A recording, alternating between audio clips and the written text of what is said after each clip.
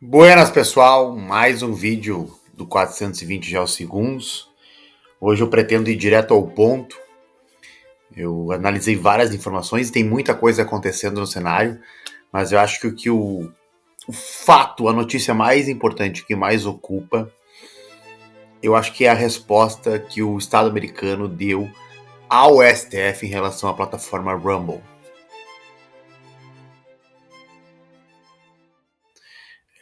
E não foi uma simples troca de correspondência entre governos, porque sim, o STF representa também o governo brasileiro, infelizmente, no cenário atual. Mas ele está escancarando essa carta, essa carta recebida pelo governo brasileiro, pelo STF, ele está escancarando a crise que vive o judiciário brasileiro. Eu não sou um jurista, entendo o meu tamanho e vou tentar fazer esse vídeo com muita responsabilidade.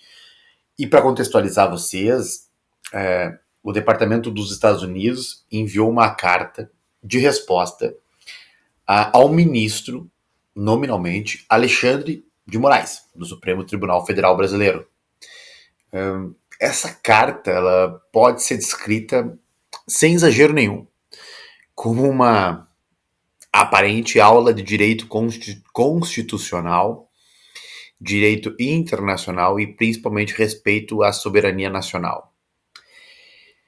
O ponto-chave foi a tentativa do ministro de impor restrições e fazer cobrança de exigências a uma empresa americana, a plataforma Rumble, que é uma plataforma muito semelhante ao YouTube, que também sobe vídeos, enfim, monetiza a audiência. Ela não possui representação formal no Brasil. E esse caso remete diretamente ao monarca, em especial, que estava trabalhando na plataforma. O ministro de Moraes, né, ele emitiu ordens, né, que na visão do Departamento de Justiça americano, elas são inexequíveis nos Estados Unidos. E pior, elas estariam violando princípios básicos de jurisdição internacional. Eu vou tentar explicar um pouquinho melhor. O ponto central do documento é claro: nenhum país pode impor decisões judiciais dentro do território da soberania de outro, sem seguir tratados de cooperação legal, que é o caso que o Brasil tem com os Estados Unidos. O Brasil, existem diversos tratados entre Brasil e Estados Unidos, não só de acordos na parte de tramitação de processos legais, processos judiciais, como também comerciais, enfim. A carta que o governo americano enviou ao Brasil, ela reafirma que se o Supremo Tribunal Federal Brasileiro e, por consequência, o Brasil desejam obter informações ou cooperações com empresas sediadas nos Estados Unidos, existe uma série de protocolos e canais formais. E até eles citam alguns, eu até anotei aqui, ó. Acordo de Assistência Judiciária Mútua, que foi um tratado assinado por ambos os países. Enfim, a carta é bem robusta nessa questão pedagógica. Em vez de ignorar as decisões brasileiras, o Departamento de Justiça americano ele foi mais simpático. Ele ofereceu apoio técnico, ele sugeriu caminhos legais, reafirmou o compromisso com a legalidade territorial, reafirmou o compromisso com a legalidade internacional. E é mais ou menos como se eles estivessem dizendo: estamos dispostos a cooperar, desde que dentro da lei. Ou seja, os americanos estão dando uma aula ao ministro Alexandre de Moraes. De se esperar, a reação do governo brasileiro, por sua vez, foi de extremo desconforto, e tem que ser. O Itamaraty agora se posiciona, surpreendentemente. Parece que até movido pelo próprio ministro do Supremo. Isso é uma especulação. Se limitando a dizer que o episódio é lamentável, que o conteúdo da carta também seria leviano, mas não rebate e não contradiz os argumentos jurídicos contidos na carta, né? E aí que está o ponto que eu acho que nesse vídeo eu quero chamar a atenção.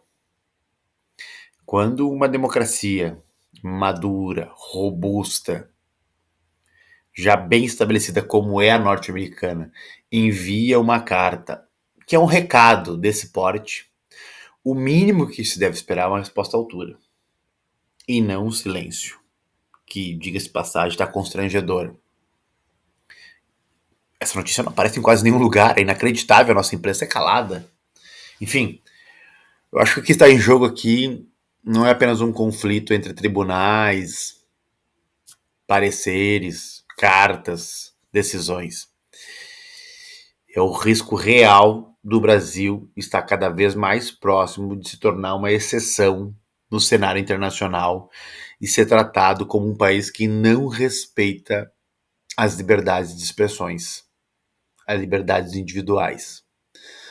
As plataformas que o ministro Alexandre de Moraes visa acusar, visa infligir ordens e que até classifica elas como de promotoras de desinformação, são exatamente os maiores proponentes e âncoras da própria capacidade das pessoas exprimirem as suas opiniões. Enfim, até que ponto o judiciário pode agir no Brasil do jeito que está agindo? Aqui no Rio Grande do Sul a gente está vendo um caso caricato sobre divulgação de salários e ações judiciais para censurar a imprensa. Enfim, as dúvidas sobre o equilíbrio dos poderes, desculpa, sobre a capacidade de atuação do STF além das fronteiras e esse poder gigantesco de regular as redes sociais, de derrubar postagens, de derrubar opiniões somente por não concordar com elas, está excedendo, ao meu ver, de maneira muito clara, não só o respeito aos outros, aos indivíduos, como também o respeito internacional das outras nações. Isso está demonstrando que há um erro profundo no funcionamento institucional do nosso país.